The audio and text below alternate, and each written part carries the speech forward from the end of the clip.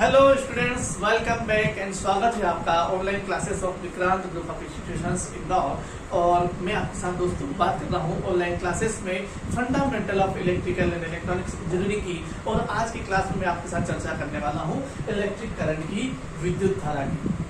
बहुत ही साधारण शब्दों में और बहुत ही शानदार तरीके से हम इस कंसेप्ट को समझने वाले हैं। इतने बेहतरीन तरीके से समझने वाले कि जीवन भर आपको याद रहेगा। इस पूरे वीडियो को आप देखेंगे, पूरा कंसेप्ट आपको क्लियर हो जाएगा कि वास्तव में इलेक्ट्रिक करंट होता क्या है और इसके साथ जुड़ी हुई चीजें उनको हम किस तरह से समझ सकते हैं, किस तरह से याद रख सकते हैं। अगर आप चैनल पे नए हैं, सबसे पहले चैनल को सब्सक्राइब कर लें और अपने दोस्तों में क्लास को लिंक शेयर करते रहें। कमेंट बॉक्स में मुझे रिवर्ट करके जरूर बताइएगा कि आपको ये ऑनलाइन क्लासेस कैसी लग रही है और आपको कौन से टॉपिक पर और आने वाले टाइम में वीडियो चाहिए। स्टार्ट करते हैं। इलेक्ट्रिक करंट की बात करते हैं।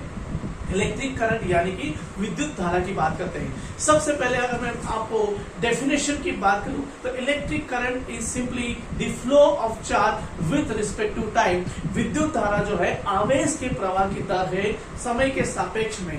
समय के सापेक्ष में अगर आवेश के प्रवाह की दर को कैलकुलेट किया जाए तो आपको क्या मिलेगा? करंट मिलेगा। टाइम के रिस्पेक्ट में आप चार्ज के फ्लो की रेट को कैलकुलेट करेंगे तो आपको क्या मिल जाएगा? करंट मिल जाएगा। सो करंट आई, करंट को हम कैसे डिनोट करेंगे? आई। जब भी हम मैथमेटिकल नोटेशन की बात करेंगे, मैथमेटिकली चीजों को लिखने की बात करेंगे तो हमारे पास एक स्टैंडर्ड रिप्रेजेंटेशन होता है, उसी का हमें इस्तेमाल करना होता है। हमेशा करंट को आई से लिखा जाता है और मैथमेटिकली इसको डिफाइन कैसे करेंगे? I is simply equal to the d q by dt।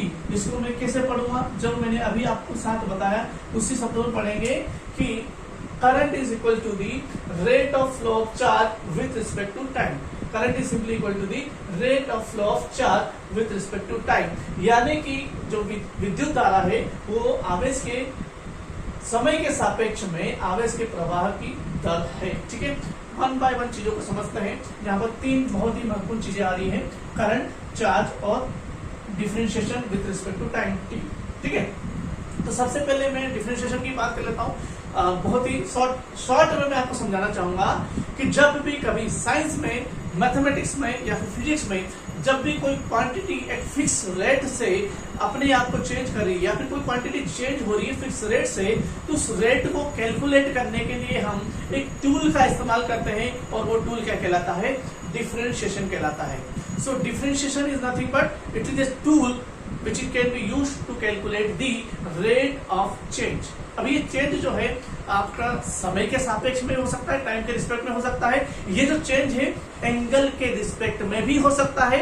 ये जो चेंज है आपका स्पेस यानी कि जो जगह है उसके रिस्पेक्ट में हो सकता है। ये जो चेंज है किसी भी क्वांटिटी के रिस्पेक्ट में हो सकता है। तो यहाँ पर मैं बात कर रहा हूँ समय के सापेक्ष में, टाइम के रिस्पेक्ट में। तो टाइम के रिस्पेक्ट में अगर कोई क्वांटिटी चेंज हो रही है तो मैं टाइम के रिस्पेक्ट में डिफरेंशिएशन करूंगा। और मैं बात कर रहा हूं कौन सी क्वांटिटी की? मैं बात कर रहा हूं चार्ज की। ठीक है, तो आगे बढ़ने से पहले डिफरेंशिएशन को हमने समझ लिया। Differentiation is nothing but it is the tool which is used to calculate the rate of change of any quantity। Okay, secondly हम बात कर लेते हैं चार्ज की। चार्ज क्या है? चार्ज की अगर मैं बात करें तो चार्ज को मैं एक लाइन में समझाना चाहूंगा, एक लाइन में यहाँ पर परिभाषित करना चाहूंगा। Charge is physical property. Charge क्या है? Physical property. किसकी फिजिकल प्रॉपर्टी? ऑफ सब एटॉमिक पार्टिकल्स। चार्ज इज सब एटॉमिक, फिजिकल प्रॉपर्टी ऑफ सब एटॉमिक पार्टिकल्स। यानी कि एटम के अंदर जो भी चीजें हैं, एटम के अंदर जितने भी कण हैं, एटम के अंदर जितने भी पार्टिकल्स हैं, उनको मैं क्या नाम दूंगा? उनको मैं नाम दूंगा सब एटॉमिक पार्टिकल्स। एटम के अंदर क्या होता है? एटम के अंदर इलेक्ट्रॉन होता है, एटम के अंदर प्रोटॉन होता है, एटम के अंदर न्यूट्रॉन होता है। तो एटम के अंदर जो भी चीजें हैं उनको हम क्या कहेंगे? सब एटॉमिक पार्टिकल्स। सब एटॉमिक पार्टिकल्स, सब एटॉमिक पार्टिकल्स तीन प्रकार के होंगे आपके: इलेक्ट्रॉन, प्रोटॉन और न्यूट्रॉन। ये 3 प्रकार के पार्टिकल्स जो हैं एटम के अंदर पाए जाते हैं और इनको हम क्या कहेंगे, सब एटॉमिक पार्टिकल्स कहेंगे। और इन्हीं सब एटॉमिक पार्टिकल्स की फिजिकल प्रॉपर्टी, सब एटॉमिक पार्टिकल्स की फिजिकल प्रॉपर्टी को ही हम क्या कहते हैं, चार्ज कहते हैं। प्रॉपर्टी, फिजिकल प्रॉपर्टी क्या क्या हो सकती है, या तो वो नेगेटिव होगा, जो भी होता है फिजिकल प्रॉपर्टी की अगर बात करें, ये इसका बिहेवियर, इलेक्ट्रॉन का बिहेवियर अलग ही होता है। इलेक्ट्रॉन क्या करता है, एटम के अंदर जो न्यूक्लियस होता है उसके अराउंड अलग अलग अपनी स्पेसिफिक ऑर्बिट में रिवॉल्व होता है, ये उसकी प्रॉपर्टी हो गई। जब हम बात करते हैं प्रोटॉन की, तो प्रोटॉन क्या होता है, प्रोटॉन जो है न्यूक्लियस के अंदर पाया जाता है, ठीक है। तो प्रोटॉन स्टेशनरी हो गया, तो ये उसकी फिजिकल प्रॉपर्टी हो गई। इस तरह से हम अलग अलग टर्म्स में फिजिकल प्रॉपर्टी को डिफाइन कर सकते हैं। तो कुल मिला के 2 प्रकार की प्रॉपर्टी सामने आ रही है, एक वो पार्टिकल जो रिवॉल्व होता है, एक वो पार्टिकल जो स्टेशनरी है। इन पर हम अलग अलग टर्म्स की अगर इनको मैं नामकरण करना चाहूँ कि इलेक्ट्रॉन को मैं क्या कहूंगा, मैंने कहा इलेक्ट्रॉन को नेगेटिव, ठीक है, और मैंने प्रोटॉन को कह दिया पॉजिटिव।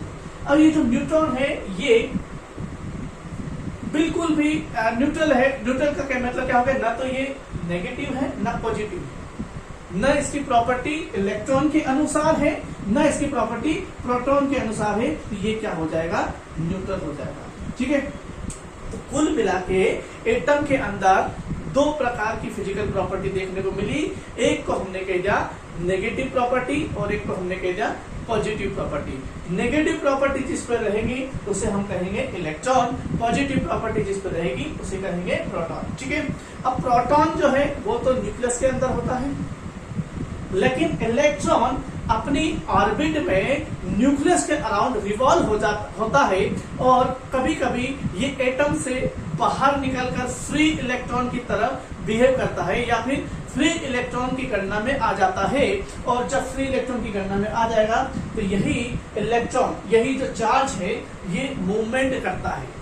ये अगर मूवमेंट करेगा तो एक चार्ज में बहुत सारे चार्ज मूवमेंट करेंगे, जब बहुत सारे चार्ज मूवमेंट करेंगे तो इन सब चार्ज की मूवमेंट की दर को, यानी फ्लो की जो दर को ही हम क्या कहेंगे, करंट कहेंगे, ठीक है।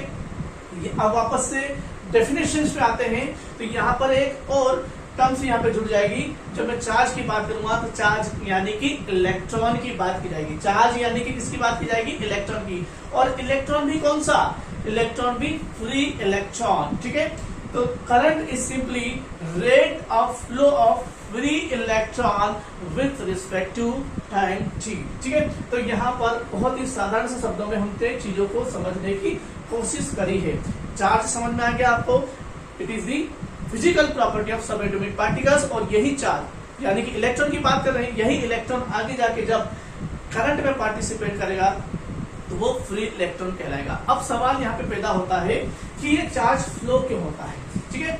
तो ये चार्ज के फ्लो होने का कारण मैं आपको अगली क्लास में बताने वाला हूँ, बिल्कुल। तो अगली क्लास का नोटिफिकेशन कैसे मिलेगा आपको, अगली क्लास में कब डालूंगा, उसके लिए आपको चैनल को सब्सक्राइब करना होगा और बेल आइकन को अगर प्रेस नहीं किया है तो बेल आइकन को प्रेस कर दो, ताकि जब मैं नेक्स्ट वीडियो आपको आपके यहाँ पर मेरे चैनल पे अपलोड करूँ तो आपको उसका नोटिफिकेशन मिल जाएगा।